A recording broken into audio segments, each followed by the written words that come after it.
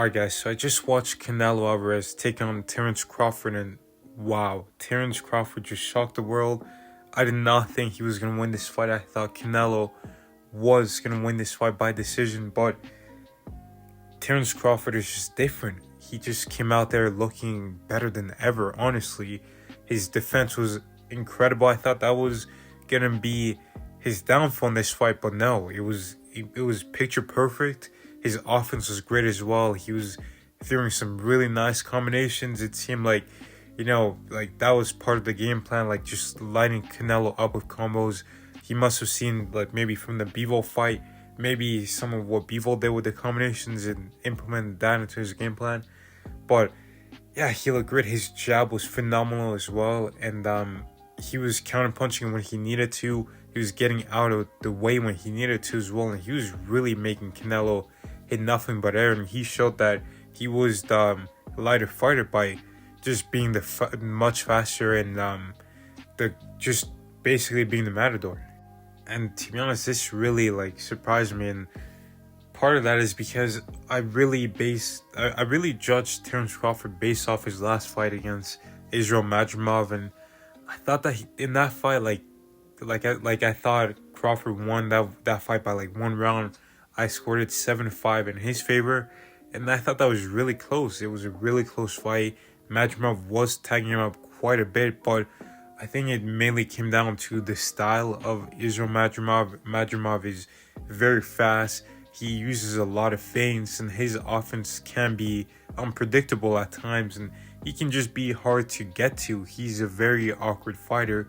He's not really orthodox compared to a guy like Canelo, who has a lot more experience and who has, maybe on paper he's the better fighter and all that, but it's just a matter of the style compared to Terence Crawford. And I think that's what really made that performance what it was. And I was so focused on that, I didn't even pay attention to Canelo's last fight. I just watched Canelo's fight against Edgar Berlanga, and the fights before that. I didn't really watch the William Skull fight and really look at what was in plain sight, and that wasn't quite as active as he once was. He wasn't quite as sharp with the counters as he once was, and there was a little bit more openings for him to get countered than there was before. And you just get caught up with Canelo Alvarez being the legend that he is, and you think, wow, there's no way, I think he's gonna beat Crawford. And the thing is, for 4 months I thought that Canelo was gonna win that fight. Then actually last week I thought Crawford was gonna win, and then I was seeing the tape. I was oh, Crawford is gonna light him up with his jab, counter him. But then I changed my prediction again to Canelo because I rewatched the Crawford Madrimov fight, and I was damn, he's gonna get clipped a lot. And Canelo is he's dropping these bigger opponents. He's been in there with so many high level fighters, and I thought that was what was gonna give Canelo the victory. And also I felt like Canelo was the best fighter that Crawford had ever fought or would have ever fought, and that is true. But Crawford is different, and I mean, just moving up 2 weight classes and taking on a guy like Canelo is crazy, and dominating him too. I mean, I think that just has to make him the greatest boxer of his generation. I think it's between him and Usyk, and maybe right now I think you would probably say that Crawford is maybe the pound for pound king. It's very, very close, but the fact that he just beat another fighter who was in the top 5 pound for pound rankings, he moved up several weight classes in his last 2 fights. He's moved up in weight, and he's won both of those fights. Well, Usyk, he fought Dubois again, and he fought Fury again. Those are some good wins, but are they as good as moving up several weight classes and beating the champions in those weight classes? I don't know. So I think I'm gonna put Crawford as the number 1 pound for pound king.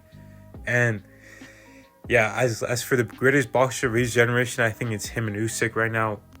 But I think, to be fair, I think you gotta give it to Bud Crawford. He did become undisputed in 3 different weight classes in the 4-belt era. I think he's the first one to do it in 2 weight classes, become undisputed in 2 different weight classes in the 4-belt era. Now he's the first male boxer to do it in 3 weight classes, like, because Claressa Shields did it in the women's divisions, and but yeah, Crawford is the first male fighter to do that. And it's crazy the way he did that. But I mean, if he retires right now, like, wow, he's got a good, phenomenal resume. I mean, the only fight I'd like to see maybe is like him versus Boots Ennis, but that's not really too, important. Now he's the 168-pound champion. What is he going to do? I don't know, but this guy is just a legend. So is Canelo. If Canelo retires, he's still one of the greatest Mexican boxers ever and just one of the greatest boxers ever.